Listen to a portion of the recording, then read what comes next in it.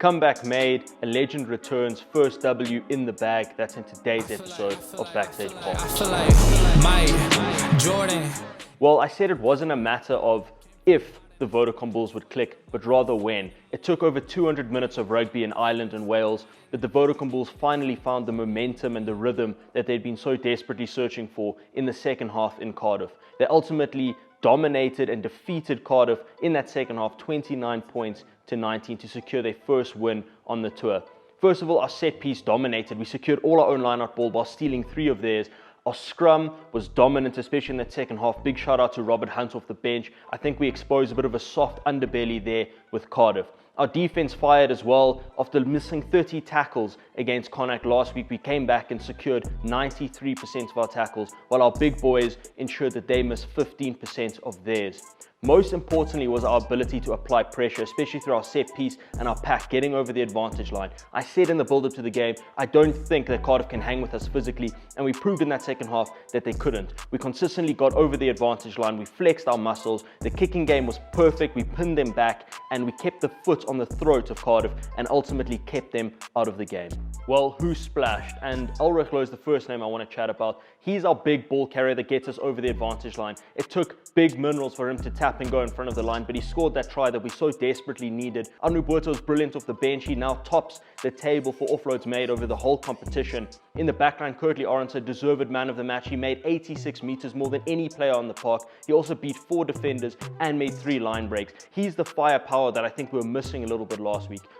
Also want to chat about Chris Smith. After 15 minutes into the game, he's injected into the fray, thrown in the deep end, and he excelled. He made 9 tackles, put his head down for 9 tackles. He also converted 2 tries and made 5 penalty kicks, but it was his accurate and pragmatic kicking game that pinned Cardiff back in their own half and kept the Cardiff boys out of the contest. Well, it wasn't all positives in Cardiff. Johan Goosen was felled 15 minutes into the game with what looks like a severe knee injury. He's returned to South Africa. We wish him all the best. I want to chat about that pitch, that 4G pitch. Jake White after the game said that he reckons that Johan Goosen would probably not have damaged that knee to that extent had that been on grass. And a lot of people spoke about how that pitch lends itself to attacking running rugby. You can get that ball wide, you get clean pull at the breakdown. It's always fast. The conditions are kind of taken out of the equation, but ultimately that pitch doesn't give. And so when Johan Goosen just tried a rudimentary sidestep, his studs were caught in that pitch, and as a result he suffered a serious knee injury.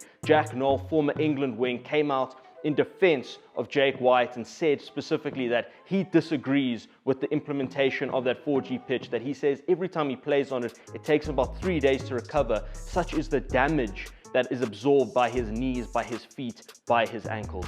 Well, let's chat about our opponents this week. We play Edinburgh. They're coming off a draw against the Stormers, so let's have a look at that game because that tells you the way Edinburgh plays. Similarly to Cardiff and Connacht, they like to spread the ball, they like to go through the phases, keep the pill in hand, and this is exemplified in the stats against the Stormers. They made a whopping 172 passes. They also had 126 breakdowns to just 49 of the Stormers. They were forced into only making 105 tackles, while the Stormers had to make a mammoth 246. All of these stats tell you that they like to keep the ball in hand, they like to play with tempo, up the ante. On top of that, they had 66% of the possession. They're going to look to keep the lion's share of the possession this week. They don't mind going through the phases, even if they don't make too much ground. It's not like the South African teams who play 4, 5, 6 phases and kick the ball away. Edinburgh are happy, they're comfortable with ball in hand. Jaco van der Walt, they fly off. He is the pivot. He won man of the match against Stormers last week. Everything goes through him. He creates so many opportunities for Edinburgh. He's able to get behind the defense and create tries. We really need to shut him down.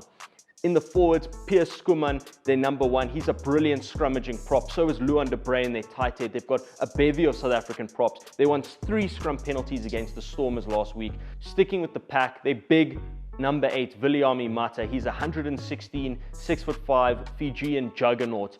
He's their guy that gets them over the advantage line, beats the first man, gets them in behind the opposition defense. He's got a great offloading game as well. He is that classic momentum breaker and momentum gainer. Lastly, prediction time, and last week I said we needed to grab the game by the scruff of the neck and drag it kicking and screaming into the gutter. My prediction doesn't change for this week. Edinburgh are going to want to keep quick ball, quick ruck cycle. However, if we play like we did in that second half, we apply pressure, and that was exemplified by that try that Madaj Tambwe scored. It was the big, aggressive rush defense of Harold Forster and Cornwall Hendricks that created that try. But our pack needs to stand up, needs to flex its muscles and dominate them physically. If we can do that, apply pressure through our set piece, through our big ball carriers, through our rush defense, I predict that the Vodacom Bulls will take a win, their second win of the tour, and come home with a 2-2 record, which I think we'll all be very happy with. Thank you so much for watching. I'll see you guys for another episode of Backstage Pass next week. I feel like Mike, Jordan, give me the rock and I'm scoring. Hey, came from the bottom, that's foreign.